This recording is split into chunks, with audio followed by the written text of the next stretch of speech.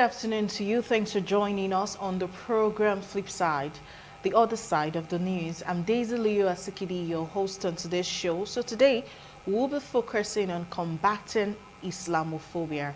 Today is the International Day to raise awareness on Islamophobia. I'm sure many people listening to me out there will be hearing this word for the first time and maybe even realizing it's an international observance for the first time. But you know what we do here on Flipside? We bring you the news that hasn't been given enough relevance, and that's why we created this program. A recent report by the UN Special Rapporteur on Freedom of Religion or Belief found that suspicion, discrimination, and outright hatred toward Muslims has risen to epidemic proportions. And following the terrorist attack of the 9/11 in 2001 and other horrific acts of terrorism purportedly carried out in the name of Islam, institutional suspicion of Muslims and those perceived to be Muslims has actually escalated. In states where Muslims are in minority, discrimination is at its high level there. They find it difficult to access goods, services, finding employment, and even getting education, so the report says. In some states, they are even denied citizenship or legal immigration status due to these xenophobic perceptions that Muslim represents national security threats or even they are terrorists. Muslim women, you know, I'm passionate about women, suffer the most in this hate crimes issue. UN Secretary General Antonio Guterres pointed out that anti-Muslim bigotry is part of a larger trend of a resurgence in ethno-nationalism, neo-Nazism, stigma, and hate speech targeting vulnerable populations, including Muslims, Jews, some minority Christian communities, as well as others. So, as the Holy Quran reminds us, according to him, nations and tribes were created to know one another. Diversity is richness and not a threat. So we're going to join UN Secretary General Antonio Guterres to hear his words on this international observance, which is for combating Islamophobia. When we return from that speech, you will meet my guest and we'll get talking about what we have for you today. I thank the Organization of Islamic Cooperation for your timely focus on tackling the global challenge of Islamophobia, anti-Muslim bigotry, and discrimination. Just days ago, a report to the Human Rights Council found that suspicion, discrimination, and outright hatred towards Muslims has risen to epidemic proportions. The report detailed a host of examples: disproportionate restrictions on the ability of Muslims to manifest their beliefs, the secularization of religious communities, limits on access to citizenship, socioeconomic exclusion, and widespread stigmatization of Muslim communities. The report also highlighted the intersectional dimension of anti-Muslim bigotry, where Muslim women confront triple levels of discrimination because of their gender, ethnicity, and faith. Unfortunately, far too often, stereotypes are further compounded by elements of the media and some in positions of power. Anti-Muslim bigotry is sadly in line with other distressing trends we are seeing globally: a resurgence in ethno-nationalism, neo-Nazism, stigma, and hate speech targeting vulnerable populations, including Muslims, Jews, some minority Christian communities, as well as others. Let us also remember that many acts of intolerance and suspicion may not appear in official statistics, but those acts degrade people's dignity and our common humanity. Discrimination diminishes us all. It prevents people and societies from achieving their full potential. We must also place a special focus on safeguarding the rights of minority communities, many of whom are under threat around the world. Minority communities are part of the richness of our cultural and social fabric.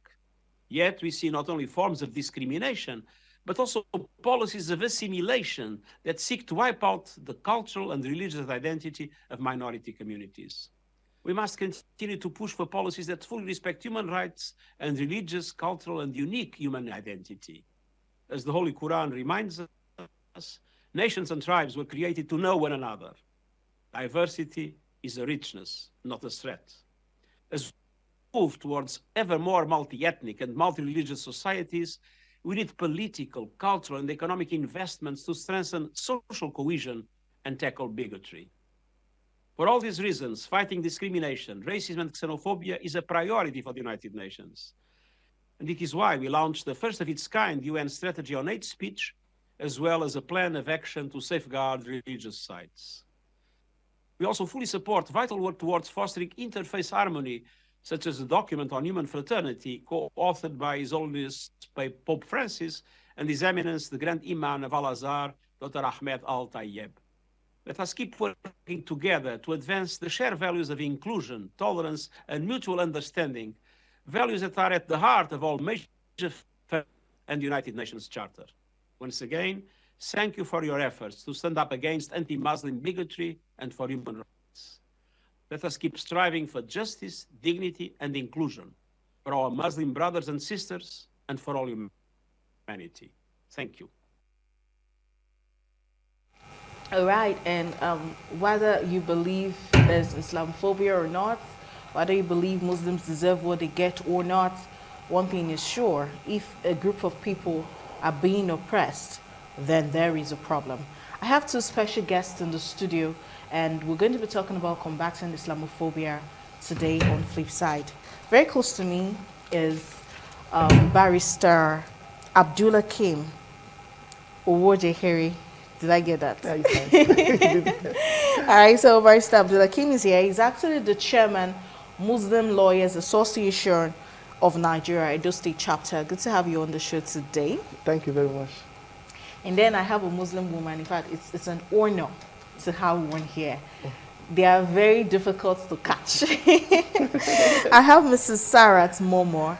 She's an educationist. It's good to have you here today. Nice being with you. Welcome. So we're going to talk about Islamophobia. Many people don't even know what it means. So I'll just start with you. You're blessed amongst women today. So Yeah. What is Islamophobia? What does the term represent? Now, firstly, phobia means the fear of something. It's not just ordinary fear, the excessive fear of something. That's what phobia ordinarily means. When you now say Islamophobia, meaning that you are saying that the fear of Islam, literally, that's what it means. But in detail, we can say Islamophobia means the fear, prejudice, and hate directed at Islam or the practitioners of Islam. That is what we say, prejudice, hate, fear directed at Islam as a religion or the practitioners of Islam. Okay. Yes. Now, I'm still on you, Islamophobia. Barrister. Now, it's true that many people are gradually hating on these people perceived to be Muslim, because there are even people who are not Muslims, but Yes. because they look it. like. But the UN is saying it's a form of racism. Racism targets tribes, not religion. Yes. So why do you think, can we call Islamophobia the same? Can we generalize it as racism? Because I know when we want to defend people who are, when there's a racist, you just slam them. But when you find an Islamophobe, can we, I don't know, are they the same? No, it's not. Exactly. I know it's mixed up and they use it interchangeably. The reason why they do that is that, yes, there are some race or tribe that are closely associated with the religion. For example, the Prophet ﷺ, he was an Arabian. He came from a place in the Middle East called Saudi Arabia, now called Saudi Arabia. So he was Arab by tribe, by nation, by race. So people look at Arab and they transfer that their hate for Islam for the Arabs. So it became racism. Yes, Okay. it became racism. There are millions of Arab Christians. They still suffer in Palestine. They are suffering just like the Arab Muslims, just for that. In India, for example, you have the Sikh. The Sikh, they are, I think they are something like, they are closer to the Hindus in faith, but they dress like Muslims. They are not safe from the hate. Then in Nigeria, yeah, Hausa, me, I'm Urobo. I'm an Urobo man. And somebody will say, Hausa. They'll call me Hausa because I'm Muslim. You kind of look like an Hausa Yes. person. Yes. Wow, you're horrible. Yes. Interesting. So they'll say Hausa, refer to you about it, because they've identified Islam with Hausa, the race, the tribe. The tribe. So they can use interchangeably and say, and they direct that it. Even Hausa, Northerners that are Christians, still suffer the same discrimination that we are talking about. Okay. Some of them in jobs, because some of them will be Hassan. You think Amina, they bear Muslim names, and just the fact that they bear those names, They are Muslims. they are Muslims. In the eyes of those people who do not see good in anything. Yes. Interesting. All right, Mrs. Momo, do you think Muslims are being portrayed in the wrong light around the world? Considering the reports we see on television, apart from ITV, where I know I see them every Friday during Jumats, but other media outlets, and do you think we're portraying Muslims the wrong way? Yes, I strongly believe that Muslims have been portrayed wrongly by the media, in quotes. Media, especially in the sense that media is supposed to be a wide range of information, something that gives information about a particular group of people or ethnic group. But rather the media is portraying the Muslims as being violent. Mostly because the research work done by most media practitioners are not in details. They pick some texts or context out of the Quran and they give it or misinterpret this context. Okay. For example, let's look at jihad, the word jihad. Many people believe, or the media believes, that jihad means holy war. Yes, I believe that too. Yes, that is the popular saying by the media and others, that it means holy war. But what is holy in war? There's nothing holy in war. It's gonna ask War that. itself is a violence. And is a destructive thing that is not supposed to come into place. But because it comes into place as a result of one thing or the other.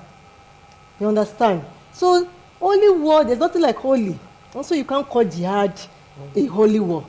Rather, jihad is striving to be a better Muslim. That is what jihad means. So anybody that said jihad is holy war is only portraying Islam wrongly. So that is it.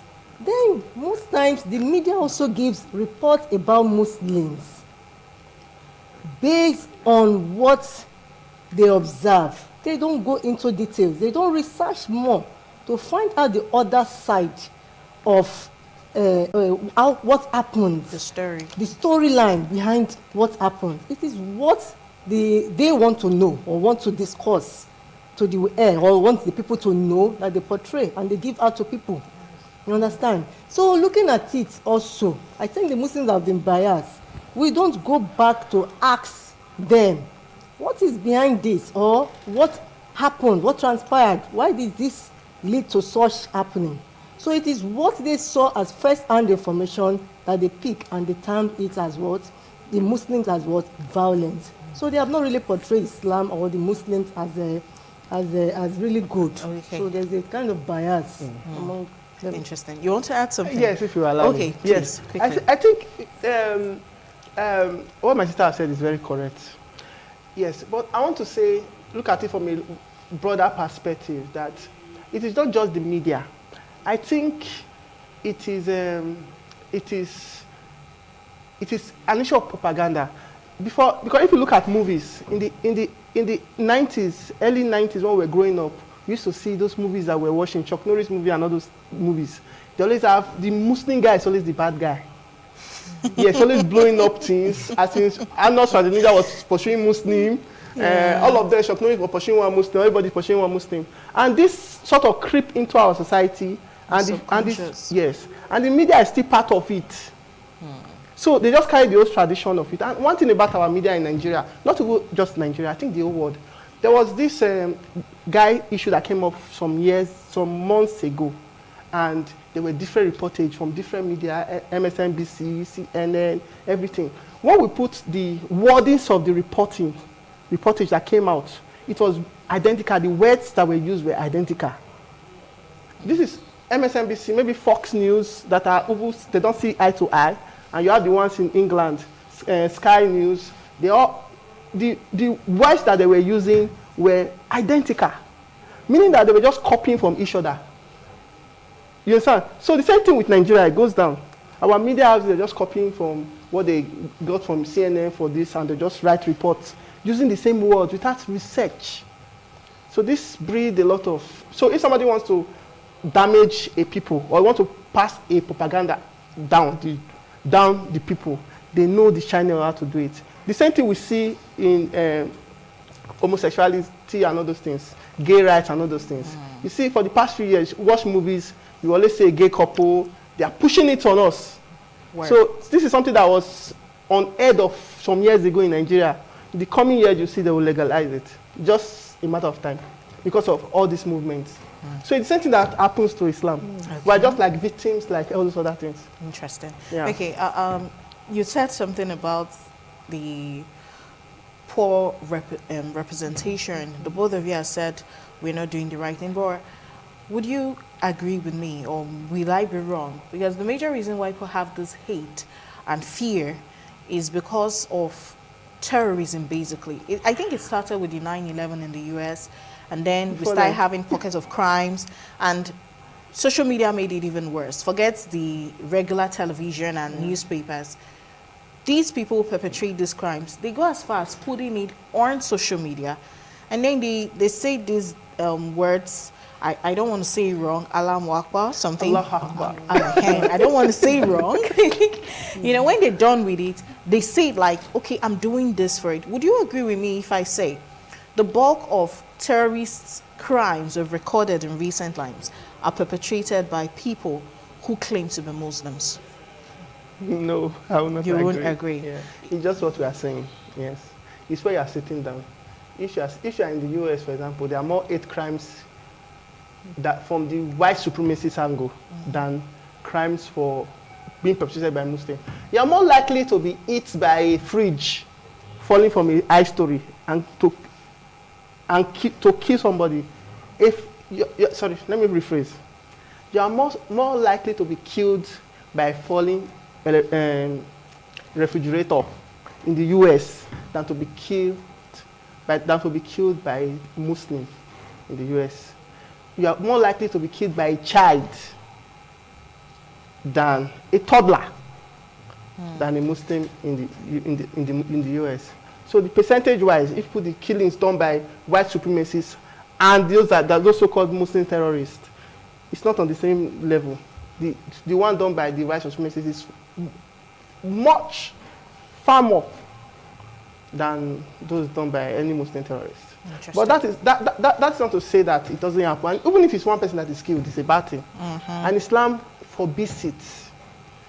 Islam forbids killing of innocent persons. It's there in the Quran. We have several instances in the Hadith. That's the sayings of the Prophet ﷺ, where the Prophet prohibits killing. As a matter of fact, after committing shirk is to associate partner with Allah, to say there's another God other than the God that created us. Other than that, one of the most mighty sin is to commit murder, to kill somebody that is undeserving of it. So it's completely forbidden to kill an innocent. In Quran it says it's like killing a nation. To kill one person is like killing a whole nation. To save one person is like saving a whole nation. That is what we have in the Quran. It's only TV that we see that Muslims are killing people.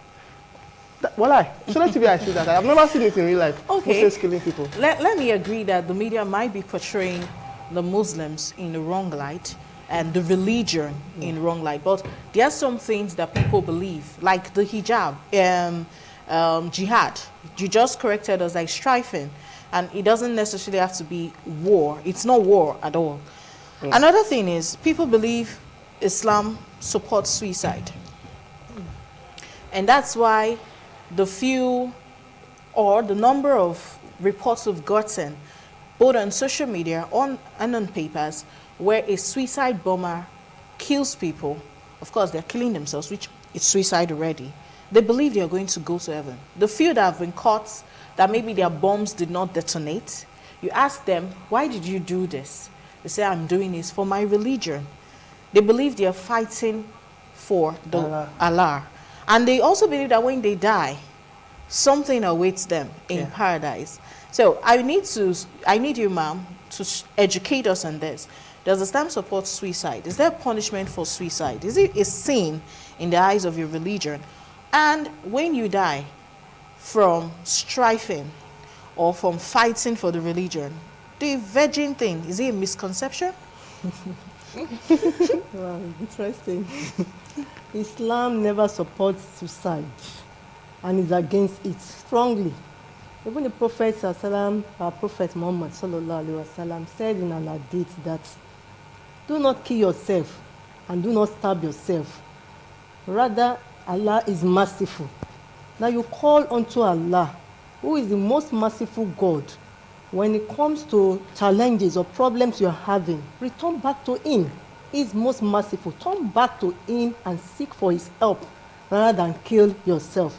Then there is a saying of the hadith reported by Imam Buhari, one of the sayings of the Prophet, that if you kill yourself, you find yourself in the hellfire. So that is the punishment. Yes, whoever kills herself or himself because of poverty or as a result of some challenges he or she might have been undergoing, would rather end up in the hellfire. Rather than you killing yourself, why don't you pray to your God or turn to Him and seek for His help? He will make a way out of no way. There are no ways He will send somebody who will come and help you. So Islam frowns at suicide killing. Then those that are using it as a weapon or a tool for terrorism, brainwashing innocent children or boys or young girls, that it is part of Islam. It is never part of Islam. Because what my barrister said, he said, Islam, according to what is one of the sayings of the Prophet, that if you save a life, you have saved a whole nation. A religion that says that if you save a life, I've saved a whole nation, why would that religion tell you that committing suicide will land you in paradise? No, there's nothing like that. So Islam does not support suicide bombing. Rather, the person will go to hellfire. And this saying that they are virgins. Yes, it's just more like a motivation. If, for example, you want to go for a tax, you are given a tax, incentive. They will say that this incentive is what? It's there for you. You understand? When you accomplish this task, this is your reward. There's reward for everything. So it's an incentive for those that wants to go for it. And we don't fight except somebody comes to attack us. Islam has taught us more to be patient. Has taught us to be perseverance. We don't attack except we are being attacked. And we don't attack anybody except the oppressors and the aggressors. So our religion is a very simple religion. It has taught us to be more patient and more perseverance. You can't enter paradise if you commit suicide. There's no place there's no suicide or any place or whatever is being called suicide in Islam. So it is a misconception. Okay. So whoever is using it as a tool or as a weapon to brainwash children, that person is doing what is wrong. Because why didn't the person volunteer himself? You understand? Why are they using innocent children? So Islam is wrongly portrayed. Whoever those who are using it wrongly do not understand the religion itself. Interestingly, forget I'm tying scarf today. I'm actually a Christian, and we believe in paradise as well. We call it heaven. I think the Jehovah's Witnesses call it paradise. And what my denomination believe we're going to do when we get to heaven is we're going to constantly be in a mood of worship. We're just going to be singing praises. It's just going to be a joyous thing. There won't be marriages in heaven. You just be happy. But what does your religion portray paradise as? Because the statement of the virgins is obviously in the Quran. It's in the tradition of the prophet, the saints of the prophet. Yes. In our own belief as Muslims is that paradise is not a place of worship. We worship here on earth. In paradise, a place of pleasure. Entertainment. Enjoyment. That's why it's called paradise. Yes. So that's what we are working We are towards. worshiping here on earth. Yes. For us to go and enjoy There. there. Yeah. All the things that are forbidden here, like we don't take alcohol, Yes. wine, and all those things, we permitted for you to take there. Are you But serious? you will not lose your senses and all those things. Of course, it will be controlled. Yes, because the issue of Islam does not, it's against anything that takes away your senses. And that is why it prohibits alcohol, hard drugs, and all those, they are like, anything that limits your ability to reason, Islam forbids it. Wow, this is serious. Then going back on, having said that, sir, It's okay, we're all gentlemen of the we are press. coming from everybody's sir. Yes. Yeah. So then Islam is not a pacifist religion. We don't say, we know that there are Christians that believe that if they eat you here, you turn the other side. It's good, you understand? But Islam is not, does not teach you to turn your face. So we Teaches fight. you to fight back. We fight. You understand? Islam wants you to be a man. Like a Muslim man is the type, because you talked about Muslim women being conservative, not leaving the house. The way Islam, what Islam teaches us as men is that we should be in charge. We work for to feed, shelter, and clothe the family. Feed, shelter, clothe the family. Of course, protection will come in. So it's not the duty of the woman to go out there. So many of our wives are at home. As in, even if they want to trade, they do it from the house. But you know, our society, because of the hardship and all those things, our women have to go out to assist. But basically, that is not the duty of the man. I'm digressing. Yeah, this is not what I want to talk about. No, it's okay. Yeah, I want to talk about the issue of the violent issue. Yes, just as she has said, Islam does not permit violence. It allows you to, Allah says, fight those who fight you. Drive them for where they are driving you out of. If they come to your land and they drive you out of your land, you can fight them and drive them out of the land too. Allah permits us to fight. He said, but do not transgress the limits. There's a verse in the Quran that talked about that. If you look at the companions that with the prophets, their interpretation of that verse, they were saying that the ruling of what the prophet said concerning that verse is that you should not, when you are fighting war, we are not talking about war now, you are fighting war like this Russia-Ukraine war now, anything like that. You don't kill women, you don't kill children, Okay. you don't kill those that are not fighting you. I think I'll pause you there. Okay. Because we'll go on the break quickly. We need to get the news headlines. When we come back from the break, you will continue from where you stopped. Thank you.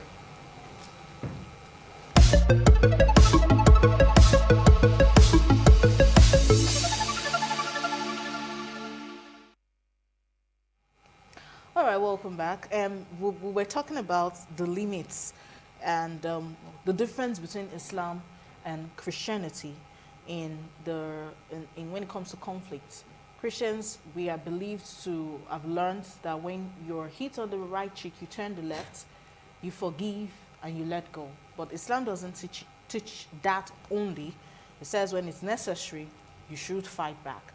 And you gave an example with the land, and you says when someone tries to oppress you, you should fight back, not hold back. You're a man, you're supposed to defend. Yes. And then you fight to the limit. And I'm wondering, what is the limit? Does the limit involve killing? In protecting your family, that's one of the instances in which we can, even by our local laws here in Nigeria, it's the defense of, one of the defense for murder is self-defense. When you are defending yourself or your family or your property, and you kill somebody in the process, it is permissible in our law. It is also permissible in Islam. When you kill somebody in defense of your rights or your life, the right of your family, your siblings, your children, whatever, you can fight and defend it. Because in a society where people just surrender, it promotes crime. Like we were saying off camera now, that concerning the kidnapping issues, because we have given in to them, we have allowed them to dictate for us. So they've created a business, an industry out of kidnapping. So the industry will keep growing until something drastic happens to stop it, or we ourselves say we are no longer giving. It never would have been there if everybody had been saying no. When they kill the first people, they'll stop, they'll not kidnap again.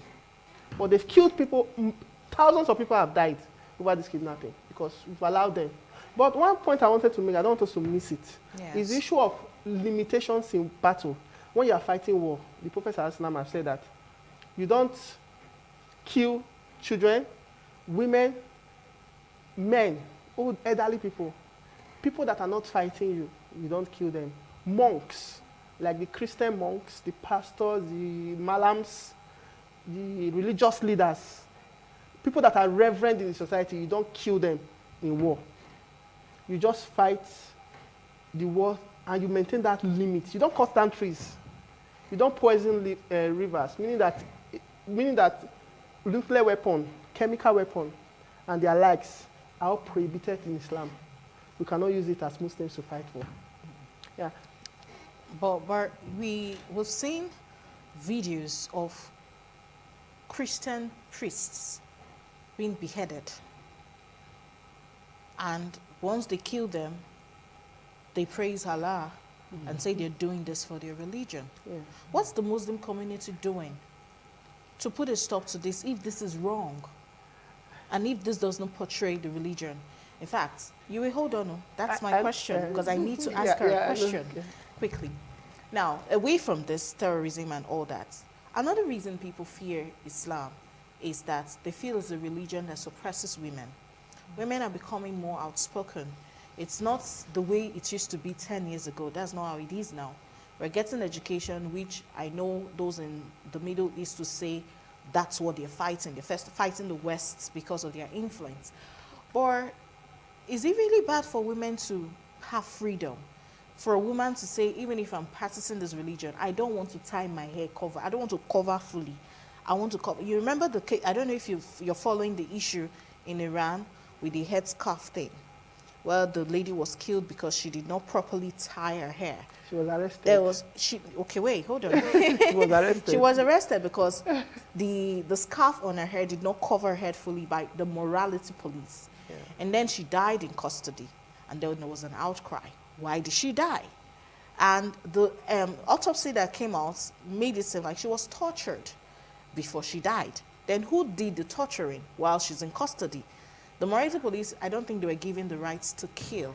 And several women have died in the course of this struggle that, in fact, in Iran, some women are even removing their scarves that we don't want to tie. The protest is on, it's something else. But don't you think, do you agree with the modern Muslim women and the modern women saying this religion has too many parts that suppresses us, so we are afraid of it?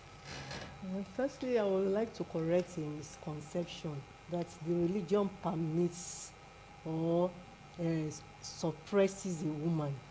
There is a difference between culture and religion. Many of those things you see on air happening in our society is as a result of cultural practices which has been attributed to religion. For example, a particular culture may say women should what? Cover up, dress properly. And the religion also talks about the same thing. But because people want to see, people are seeing it as a religious thing, not as a cultural thing, so it is now religion that is portraying or perpetrating the violence against women. They are not looking at it from the cultural aspects of that tribe. Every culture has. I'm an Esako from Edo State. Are you serious? Yes. Ah, Mama, our people. So people don't see things from the cultural angle anymore. They are seeing it from religion. Everything now is religion. Political wise, it is religion. Socially, it is religion.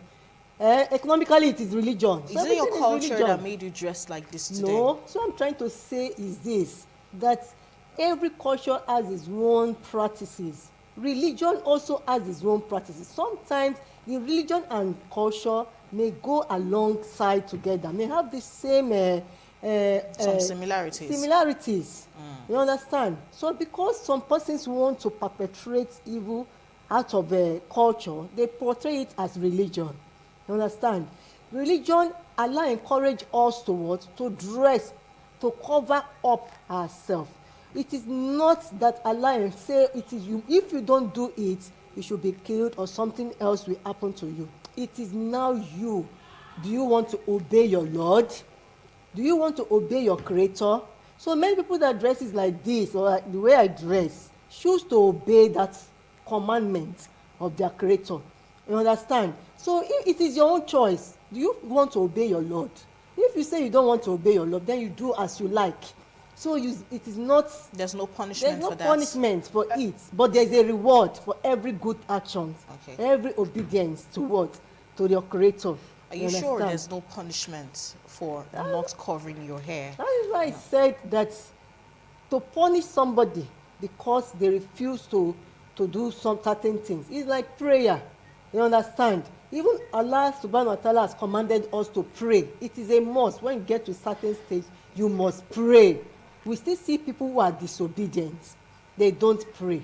So do you not say because they don't pray, we should now kill them?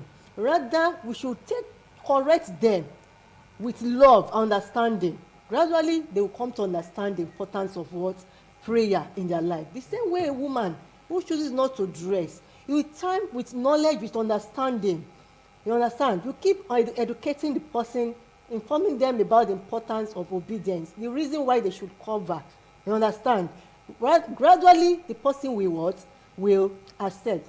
For example, me, I didn't just come one day and say I'm putting on this dress. It takes time, understanding, knowledge about it. That was what made me to what? To dress. So those people should have informed or be informed, be enlightened about the dress code of the Muslim woman. Why they should what? They should dress the way they're supposed to. They should cover up. So rather than punishing them, they should what? They should educate them and let them be what? Apart from dressing for the women, there's dressing, I'm yet to see a Muslim, a female imam. I don't know if that's allowed. It's almost as if the females cannot stand in front of the mosque and preach. There's also the issue of being compelled to share your husband. Whether you want it or not, the religion, it's believed that it teaches you that your husband can marry as much as 4, provided he loves you all. So, are those no form of suppression for a woman? No, they are not form of suppression. Even in Christianity, there is this African church where women, people are allowed to marry more than 1 wife. Even in our culture too, men are commanded, men can marry more than 1 wife. So we should not see it as suppression. But we are seeing it as a form of suppression because it is now Islam. No. Why don't we go into details about other religions and find out if some persons are not also practicing polygamy? There is polygamy in Christianity. I have a friend then while I was in school, I attended African church in Lagos. He is a polygamist and is a Christian. So you can't say because it is not Islam, so the women are being suppressed. A man has the right to marry more than 1 wife. He does it as long as he's able to do justice, maintain justice with them and fairness.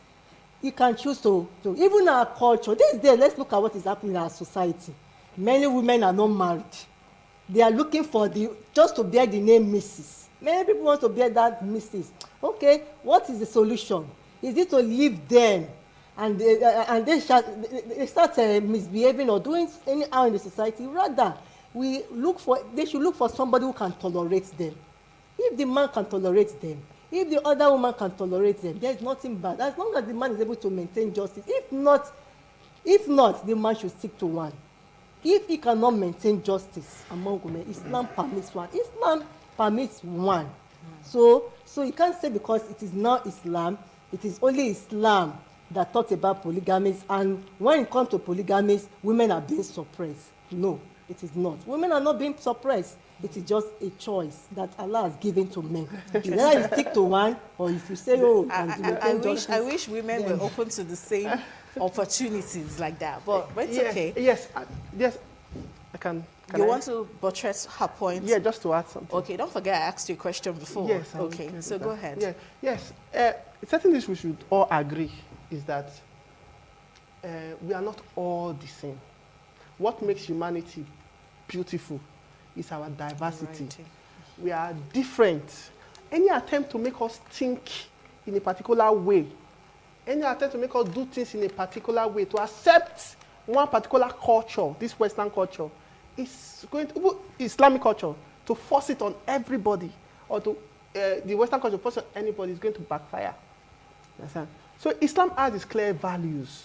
distinct from our Western value that is predominant in our area now. We as Muslims, we try to teach ourselves that that's why we live in a society like this. We have to do more to let Islam reflect in our lives. You understand? So we are going to have differences at the issue of polygamy. Islam permits 4 wives. That's where it ends. Sometimes when Islam says something, it's not for us to, we Muslims, we don't question it. That's okay. Allah have said something. The Prophet ﷺ have said something. It's not for us to start analyzing it. We don't analyze. If the scholar says something, fine, we can analyze. But when the Quran, I know this may not be acceptable to some. Yeah. But this is how we do things in our own religion. In our own this thing. Then what's the Muslim community doing about terrorism? Don't forget that question. That's what yes. I was asking. Yes. What are they doing to ensure? Because if we're not getting these reports, we would not be reporting. We won't be saying it. We won't be broadcasting them. Yeah. If these people perpetrating these crimes, they are not only committing the sin of suicide. They are not supposed to kill women, so they pack the women, they abuse them. They are not married to them. We hear reports of rape as part of what they have received from war. Underage girls, amongst these girls, they're not adults. Then we see children being used as the soldiers, the foot soldiers for this battle. I don't know if it's a battle to share religion or a battle against Western culture. I don't even know what it is. So a lot of things we are seeing. There are videos, there are video evidence to this thing. And you are saying these people are not doing this because of Islam. It's a misconception. So what is the Muslim community doing about to address it? Yeah. I like the way you're smiling. Because I want to be very careful with my words. Okay. That's why. Yes. The Muslim community is a community of people. We are not, it's not a monolithic community. Like everybody thinks alike, everybody behaves in a particular way. We are people, we have issues. Some of us have own problem. Husband and wife are having issues. It's just normal, like every other community. Yeah. So that burden of what are you people doing about this thing is a very, very unfair question. I don't know how I will put it. Just like this our society now. You say, if I go out and say, Mr. Andrew, what are you people as the Christian community, what are you people doing about prostitution in Benin City? What is the Christian community doing about prostitution in this community? What are we doing about armed robbery? What are we doing about courtesan? It will be very unfair for me to put the burden of all these vices that we see around us on the Christian community or what they are doing to eradicate it. Same way, it will be unfair for us to put the burden of the vices. Our community have issues. We have Muslims that, as you have said, don't pray, don't wear the hijab as instructed. We have men that will beat their wives, though it's not as common, at least, but it happens. We have people that are unjust. We have leaders that have ruled this country that were Muslims, that were terrible people. Indian Army of Uganda was a Muslim. Osama bin Laden, the alleged... Let's not mention it because there are many names. Yes. Yes. So we have vices. So what's the only thing we can do? We don't have control of government. If we have control of government, for example, we'll make laws and say this is how it should be. There are some countries, go to UAE, you don't have this problem of terrorism in UAE. Go to Saudi Arabia. Saudi Arabia, though some persons in Saudi Arabia have left Saudi Arabia to compensate done terrorism outside. But go there, you don't see it. Go to UAE, go to many Muslim countries. Indonesia has the largest population of Muslims in the world. You don't hear of any terrorism in Indonesia. Maybe once in a while, there was one issue in one area that they bombed some of this thing. That was like 10, 15 years ago. Just one issue. Many, many countries don't have this problem. There are some countries that have them. The issue of child soldiers, for example, that you mentioned, is an African issue.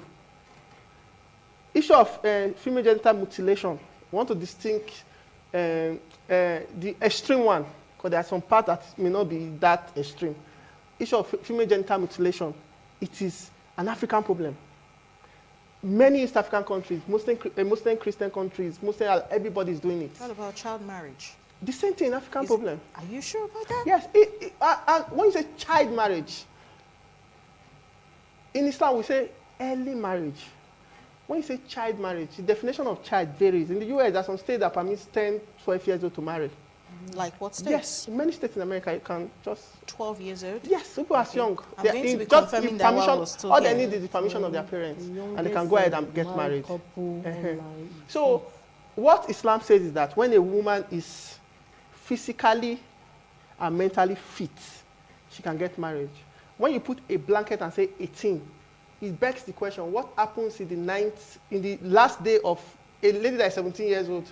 What happens that day that she was not eligible to marry, that she's not eligible to marry the very next day that she turned 18? We just fixed, somebody just sat down and said 18. How did they arrive at that? It's not medical. It's just guesswork. People just decided it. So Islam allow early marriage. But another thing we are leaving out of the equation is that the lady in question must permit. You're not allowed to force her. The information you gave about the U.S. was there are some states, 8 states, California being one of them, says 16 can marry with parental consent, but not as little as 12, 13. That we see here. Go further. In Utah, state of Utah, people as young as 12 can marry. Okay. I'm very sure of my information, of what I'm saying. Yeah, I'm very sure. So it's not a religious thing? It is not a religious thing. It is not, personally, I don't think a lady that is physically fit, she's built physically well, and she's 15 years or she's 14 years, she has every necessary whatever, and she says, I want to get married. I have somebody I want to marry. The father will not say, don't marry. Why? If a lady that is 15 says she wants to marry, and the parents say she's fit to marry, then they should not stop her from getting married. Okay. Let me give you an instance. In my class, okay, I'm a teacher. A girl last term, I discovered she was pregnant through my class prefect. That girl is just 14 years old, and she stopped coming to school recently. So if such child says she wants to marry, we say no, she shouldn't marry. But is she free to get pregnant? So look at what the society the society permits. What do they call it? Social free mixing and abortion and other things, but they don't permit early marriages. Okay. So this thing is more of a cultural thing. All right, we're trying to wrap up this discussion today. We're trying to clear the misconceptions people have. The likely questions, as the discussion is going on, they're already asking and pointing fingers. And I'm glad that we've been able to straighten out some things. This issue about child marriage that we all fear, about many people fear and claim it's Islam. I just learned something today, that even in states in the US, and I even saw several states, I saw as that 13 years you said for females, I've not seen it, but I saw New Mississippi can even permit a boy of 13 to get married with parental consent. So that's something I need to look into. I've learned something about jihad. I've learned something about the paradise that you believe in, and the enjoyment that is going. I like enjoyment too. But we're going to start packing our things to leave the studio at this point.